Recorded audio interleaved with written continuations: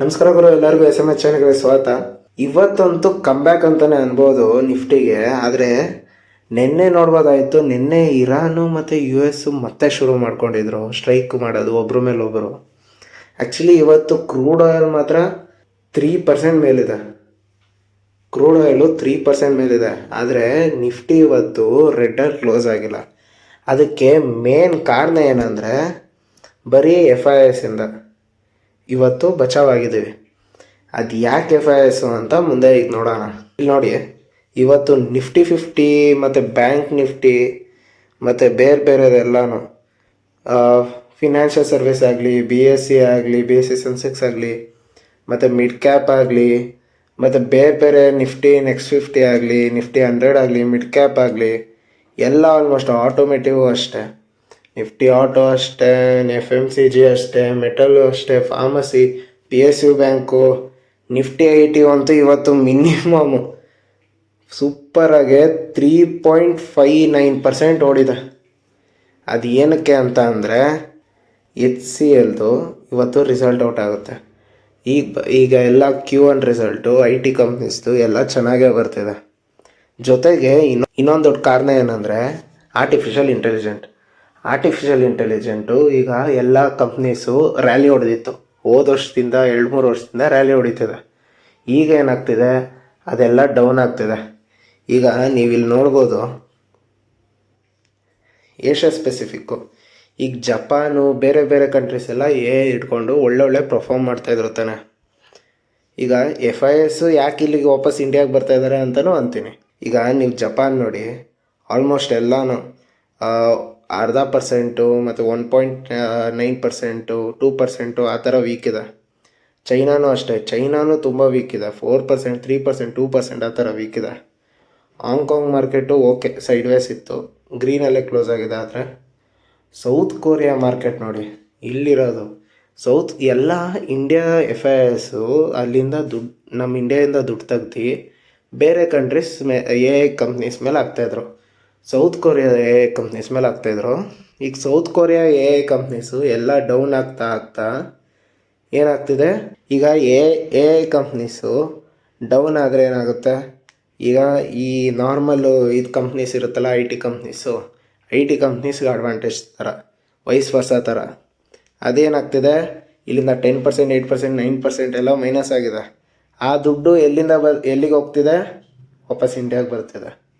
India ಅದಕ್ಕೆ ಇಡೀ Asian specific ಮಾರ್ಕೆಟಿಗೆ ಇಲ್ಲಿ ಇಂಡಿಯಾ ಇವತ್ತು ಚೆನ್ನಾಗಿ ಓಡಿದೆ. ಇಂಡಿಯಾ ಚೆನ್ನಾಗಿದೆ ಗ್ರೀನಲ್ಲಿ, ತೈವಾನು ಗ್ರೀನಲ್ಲಿದೆ, ಆಸ್ಟ್ರೇಲಿಯಾಗೆ ಗ್ರೀನಲ್ಲಿದೆ, ಪಾಕಿಸ್ತಾನ ಓಡಿಸ್ಕೊಂಡು ಹೋಗ್ಬಿಟ್ಟಿದೆ ಇವತ್ತು. ನ್ಯೂಜಿಲ್ಯಾಂಡು ಅಷ್ಟೇ, ನ್ಯೂಜಿಲ್ಯಾಂಡು ವೀಕ್ ಆಗಿತ್ತು. ಮಲೇಷ್ಯಾ ಗ್ರೀನಲ್ಲಿದೆ, ಇಂಡೋನೇಷ್ಯಾ ಗ್ರೀನಲ್ಲಿದೆ, ಸಿಂಗಾಪುರ್ ಗ್ರೀನಲ್ಲಿದೆ. ಜೊತೆ ಕ್ರೂಡ್ ಆಯಿಲ್ ನೋಡೋಣ ಅಂತ ಬಂದರೆ, ಕ್ರೂಡ್ ಆಯಿಲ್ ಇವತ್ತು 3% ಜಾಸ್ತಿ ಆಗಿದೆ. 3% ಜಾಸ್ತಿ ಆಗಿದೆ. ಆದರೂ ಬಿದ್ದಿಲ್ಲ ಅಂದರೆ ರೀಸನ್ ಈಗಲೇ ನೋಡಿದ್ರಿ, FIS ವಾಪಸ್ ಬರ್ತಿರೋದ್ರಿಂದ. ಈ 3% ಏನಕ್ಕೆ ಮೇಲೆ ಹೋಗ್ತಿದೆ ಅಂತ ನೋಡೋಂಗಿದ್ರೆ, ಇದು ನಿನ್ನೆ ಬಂದಿರೋ news. Iran report explosion near Bandar Abbas, Qeshm island admits gulf tension. ಈಗ ಇಲ್ಲಿ ಏನಂತ ಅಂದಿದ್ದಾರೆ ಅಂದರೆ, ಬಂದರ್ ಅಬ್ಬಾಸ್ ಇದೆಯಲ್ಲ, ಬಂದರ್ ಅಬ್ಬಾಸ್ ಒಂದು ಪೋರ್ಟು, ಅದು ಕಝಿಮ್ ಐಲ್ಯಾಂಡ್ ಹತ್ರ ಇದೆ. ಅಲ್ಲೇನಾಗಿದೆ, US ಸ್ಟ್ರೈಕ್ ಮಾಡಿದೆ. ಇದರಿಂದ ವಾಪಸ್ಸು ಇರಾನು ಸ್ಟ್ರೈಕ್ ಮಾಡಿದೆ, ವಾಪಸ್ ಅವ್ರ ಮೇಲೆ ಸ್ಟ್ರೈಕ್ ಮಾಡಿದೆ. ಇದರಿಂದ ಇರಾನು ವಾಪಸ್ಸು ಈ ಅಮೇರಿಕನ್ ಬೇಸ್ ಇದೆಯಲ್ಲ ಅವ್ರ ಸುತ್ತಮುತ್ತ ಕಂಟ್ರೀಸಲ್ಲಿ, ಆ ಕಂಟ್ರೀಸು ಮೇಲೆ ಏರ್ ಸ್ಟ್ರೈಕ್ ಮಾಡಿದ್ದಾರೆ. ಅದಕ್ಕೆ ವಾಪಸ್ಸು ಅಷ್ಟೇ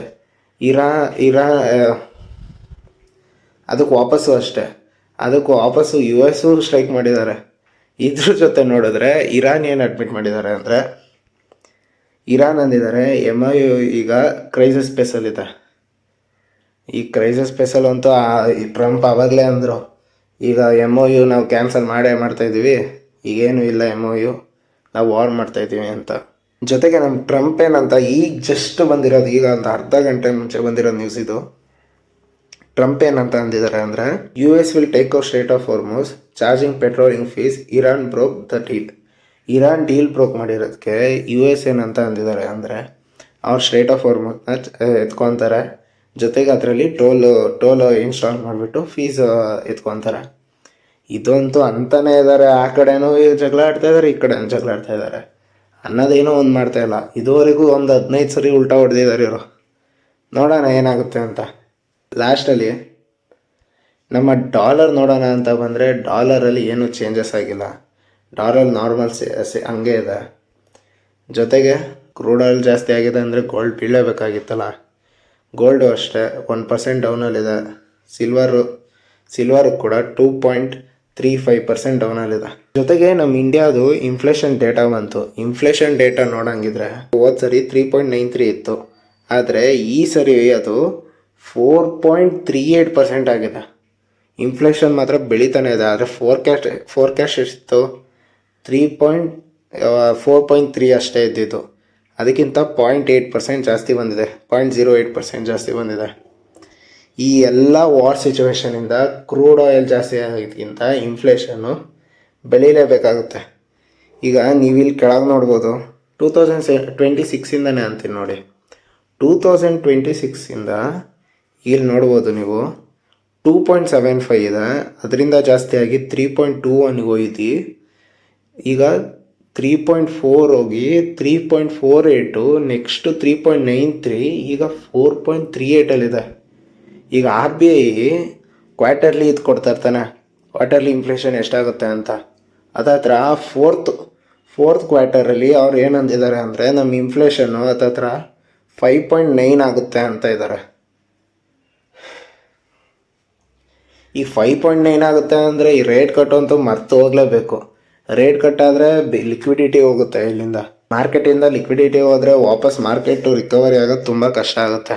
ಈಗ ಮಾರ್ಕೆಟಿಂದ ನಾವು ಹೆಂಗಾರು ರಿಕವರ್ ಆಗಲೇಬೇಕು ಅಂದರೆ ಒಂದೇ ಕಾರಣ ಇರೋದು, FIIsನ ವಾಪಸ್ ತರಿಸೋದು. FIIs ವಾಪಸ್ ತರಿಸಿದ್ರೆ ಆರಾಮಾಗೆ ಮಾರ್ಕೆಟು ಸಸ್ಟೈನ್ ಆಗುತ್ತೆ ಬೇರೆ ಕಂಟ್ರೀಸಿಗೆ ಹೋಲಿಸ್ಕೊಂಡ್ರೆ.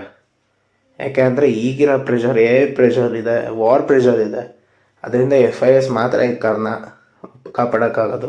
ಮಾರ್ಕೆಟ್ ಹಿಂಗೆ ರಿಕವರ್ ಹೊಡಿಬೇಕು ಅಂದರೆ FIIs ವಾಪಸ್ ಬರಲೇಬೇಕು. ನೋಡೋಣ ಮುಂದೆ ಏನಾಗುತ್ತೆ ಅಂತ. ಈ ವಿಡಿಯೋದಲ್ಲಿ ಇರೋ ಕರೆಂಟ್ ಅಪ್ಡೇಟ್ಸ್ ಕೊಟ್ಟಿದ್ದೀನಿ. ಮುಂದಿನ ವಿಡಿಯೋದಲ್ಲಿ ನೆಕ್ಸ್ಟ್ ಏನೇನು ಬರುತ್ತೋ ಆ ಅಪ್ಡೇಟ್ಸ್ ನಿಮಗೆ ತಲುಪಿಸ್ತಾನೆ ಇರ್ತೀನಿ.